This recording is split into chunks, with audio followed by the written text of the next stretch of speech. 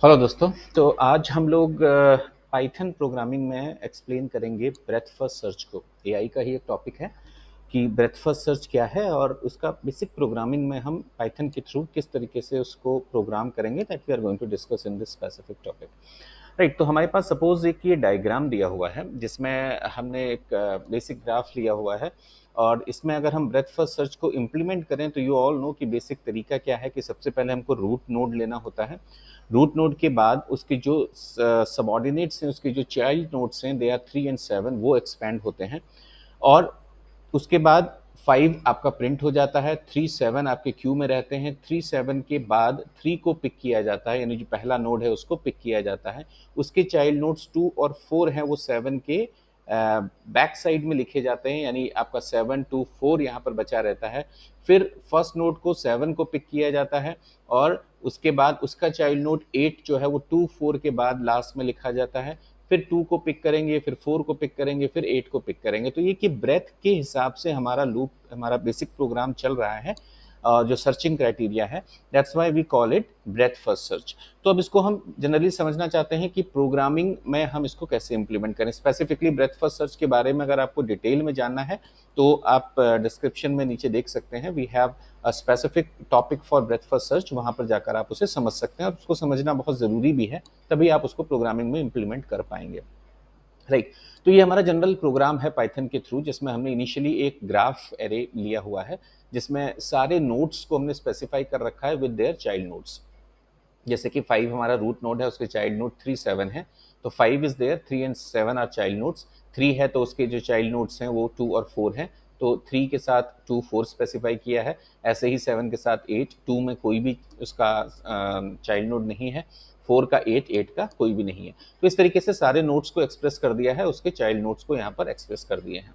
Right, फिर हमने दो स्पेसिफिक एरेज लिया हुआ है, विजिटेड का और क्यू का, जो इनिशियली ब्लैंक है। अभी हमने विजिटेड में भी कुछ नहीं रखा है, क्यू में भी कुछ नहीं रखा है। फिर एक फंक्शन है BFS नाम से, जिसमें हमने 3 आर्ग्यूमेंट्स पास किए हैं। एक तो विजिटेड एरे, कौन कौन से जो नोड्स हैं वो ऑलरेडी विजिटेड हो चुके हैं फॉर दैट पर्पस, और उसमें और एडिशन करने के लिए ग्राफ, जो हमारी ये स्पेसिफिक ग्राफ है, इसको हमने पास किया है।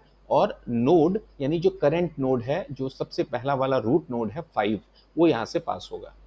ठीक है, फिर हमने क्या किया कि विजिटेड में, चूंकि पहली बार 5 आ चुका है तो 5 इज नाउ विजिटेड, तो विजिटेड एरे में हमने नोड को 5 को अपेंड कर दिया। साथ ही साथ में क्यू में भी हमने 5 को अपेंड कर दिया।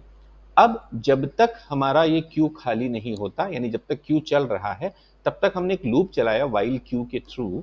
राइट, उसमें हम क्या कर रहे हैं, क्यू डॉट पॉप 0, यानी क्यू का जो सबसे पहला वाला नोड है जिसमें अभी करंट वैल्यू 5 है, वो ये 5 को उठा के इस एम में रखेगा।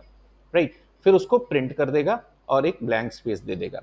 अब उसके बाद उस 5 के जितने भी नेबर्स हैं इस ग्राफ में, तो ये ग्राफ में 5 के नेबर्स कौन से हैं, 3 और 7।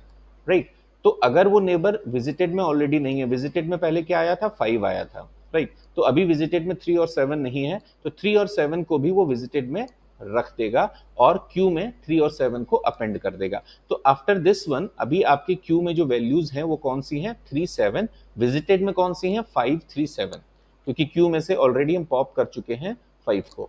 राइट, उसके बाद फिर ये लूप आपका चलेगा और फिर ये प्रोसेस आपकी चलती रहेगी जब तक आपका क्यू खत्म नहीं होता या ब्लैंक नहीं हो जाता। राइट, तो ये प्रोसेस चलती रहेगी। इसको हम आगे की स्लाइड्स में एक्सपैंड करेंगे और एक्सप्लेन भी करेंगे।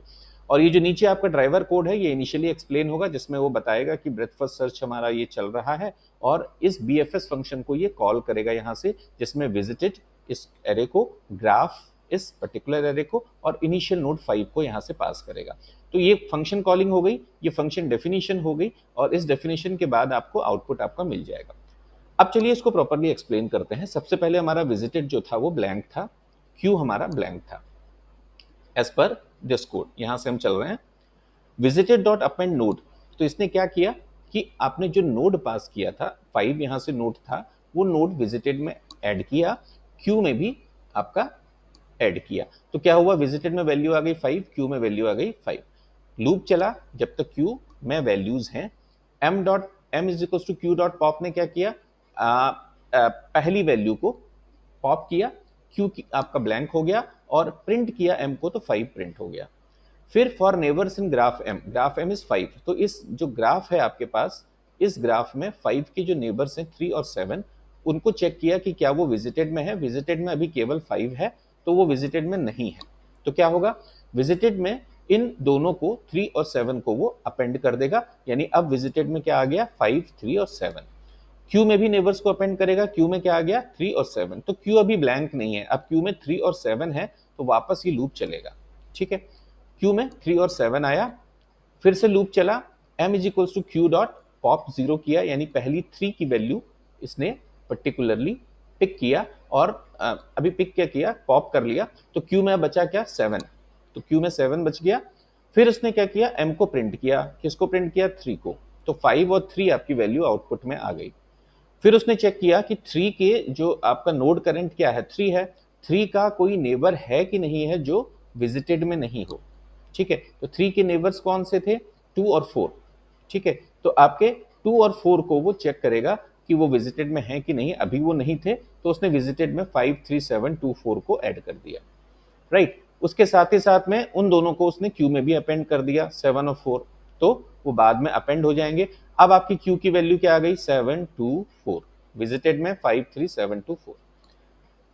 क्यू आपका है 7 to 4, अभी खाली नहीं है, वापस लूप चला, उसने फिर पॉप किया, यानी 7 की वैल्यू को पॉप कर दिया, क्यू में बचा 2 और 4, फिर 7 को उसने प्रिंट कर दिया। चेक किया 7 के नेबर्स को, जो नॉर्मली 8 है, तो उस केस में 8 अभी विजिटेड में नहीं था, तो उसने 8 को विजिटेड में ऐड कर दिया, और फिर बाकी 8 को क्यू में अपेंड कर दिया। अब क्यू की वैल्यू आपके पास बची 2, 4, 8। ठीक है, 2, 4, 8 के अकॉर्डिंग अभी क्यू फ्री नहीं है, ब्लैंक नहीं है, तो फिर वाइल क्यू ट्रू मिल जाएगा। m जो है पॉप करेगा 2 को, क्यू में बची वैल्यू 4 और 8 रहेगी, प्रिंट करेगा 2 को, तो ये आपका आउटपुट अभी करंटली दिखाएगा। और फिर नेबर्स को चेक करेगा कि 2 के फर्दर नेबर्स कौन से हैं, 2 का कोई नेबर है नहीं, विजिटेड में सारे नोट्स आ चुके हैं, और क्यू में भी अब आपका बचा क्या, 4 और 8। 4 और 8 के अकॉर्डिंग अभी वाइल क्यू कंडीशन ट्रू है, फिर उसने 4 को पॉप किया और 4 को प्रिंट कर दिया, आपका आउटपुट ये हो गया।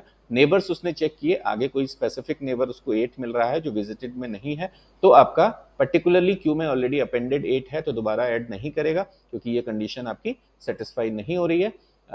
तो उस केस में आपका क्यू के पास जो वैल्यू बची वो मात्र 8 बची।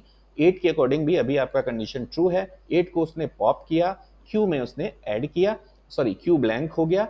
अब आपने प्रिंट किया तो 5, 3, 7, 2, 8 आपका प्रिंट हो गया। फिर उसने चेक किया कि आगे कोई विजिटेड नेबर्स वगैरह हैं, तो नेबर्स अब कुछ नहीं है, क्यू आपकी ब्लैंक हो चुकी है, तो ये लूप आपका यहीं पे टर्मिनेट हो जाएगा, और वो बाहर निकल के आउटपुट प्रिंट कर देगा, and that output will be 5, 3, 7, 2, 4, 8। अगर आप ब्रेथ फर्स्ट सर्च के हिसाब से देखो तो 5, 3, 7, 2, 4, 8 यही आपका आउटपुट आना चाहिए था। राइट, तो इस केस में आप कह सकते हो कि करेंटली हमारा ब्रेथ फर्स्ट सर्च सेटिस्फाई हुआ, और हम पूरे के पूरे ग्राफ को ट्रेवर्स करने में सेटिस्फाइड सक्सेस हुए। राइट, तो ये बेसिकली कॉन्सेप्ट था यूजिंग पाइथन हम किस तरीके से ब्रेथ फर्स्ट सर्च को इम्प्लीमेंट करते हैं। मुझे उम्मीद है आपको समझ में आया होगा। पहले ब्रेथ फर्स्ट सर्च को एक बार समझना जरूरी है, उसके लिए आप डिस्क्रिप्शन में जाके ब्रेथ फर्स्ट सर्च को स्टडी कर लें, उसके बाद इसको पाइथन में इम्प्लीमेंट करने की कोशिश करें। ठीक है, तो आई होप आपको समझ में आया होगा। नेक्स्ट वीडियोस में हम और भी इस तरीके के लाइक डेप्थ फर्स्ट सर्च और आर्टिफिशियल इंटेलिजेंस से रिलेटेड और वीडियोस को कवर अप करेंगे। तब तक के लिए please like and subscribe. Thank you very much.